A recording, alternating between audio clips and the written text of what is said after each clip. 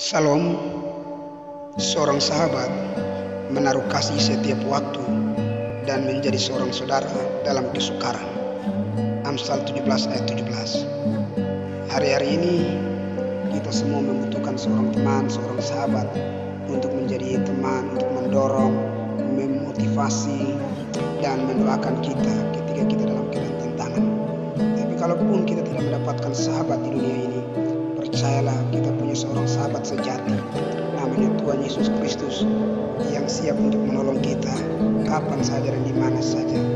Dia siap untuk menolong dan menopang kita. Dia siap untuk memberikan kekuatan, solusi, dan jalan keluar. Percayalah, dia akan perang menggantikan kita dalam segala situasi. Karena firman Tuhan berkata, dengan Allah akan kita lakukan perbuatan-perbuatan gagah perkasa, sebab dia sendiri akan menginjak para lawan kita. Mazmur 60 ayat yang ke-14. Lawan kita, musuh kita bukan darah dan daging, bukan manusia.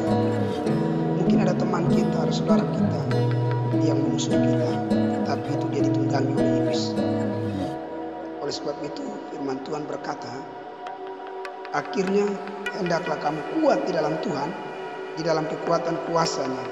Kenakanlah seluruh perlengkapan senjata Allah, supaya kamu dapat bertahan melawan tipu muslihat iblis. Karena perjuangan kita bukanlah melawan darah dan daging, tetapi melawan pemerintah-pemerintah, melawan penguasa-penguasa, melawan penghulu-penghulu dunia yang gelap ini, melawan roh-roh jahat di udara. Sebab itu ambillah seluruh perlengkapan senjata Allah, supaya kamu dapat mengadakan perlawanan pada hari yang jahat itu dan tetap berdiri sesudah kamu menyelesaikan segala sesuatu. Jadi berdirilah tegap, berikat pinggang kebenaran, dan berbaju sirahkan keadilan. Dalam segala keadaan pergunakanlah perisai iman, sebab dengan perisai itu kamu akan dapat memadamkan semua panah api dari si jahat. Dan terimalah ketopong keselamatan dan pedang roh, yaitu firman Tuhan.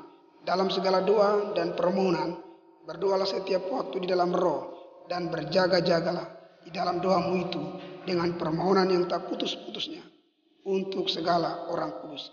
Efesus 6 ayat 10 sampai 14, 16 sampai 18. Oleh sebab itu segenap senjata Allah itu adalah pribadi Tuhan Yesus Kristus. Dia itulah perisai kita.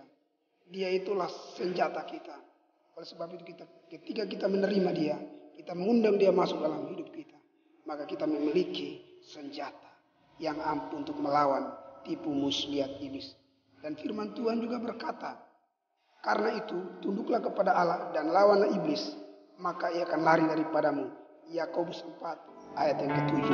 Oleh sebab itu setelah kita memiliki senjata, yaitu Tuhan Yesus Kristus dalam diri kita, Tuhan mau mengajarkan kita sikap rendah hati, sikap penundukan diri.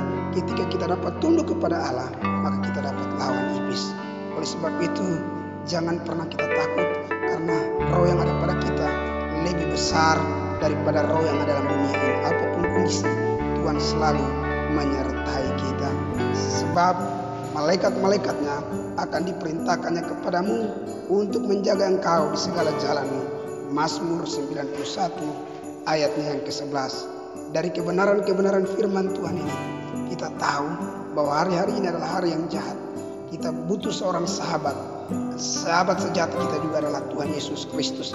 Jangan pernah takut, Tuhan akan mengirimkan orang-orang yang tepat, dan juga dia akan memperlengkapi kita. Karena bersama dengan dia kita cakap melakukan perkara besar, dan kita akan keluar sebagai pemenang, bahkan orang-orang lebih dari pemenang. Nama Tuhan dipuji, dipermuliakan. Salam, Tuhan Yesus memberkati.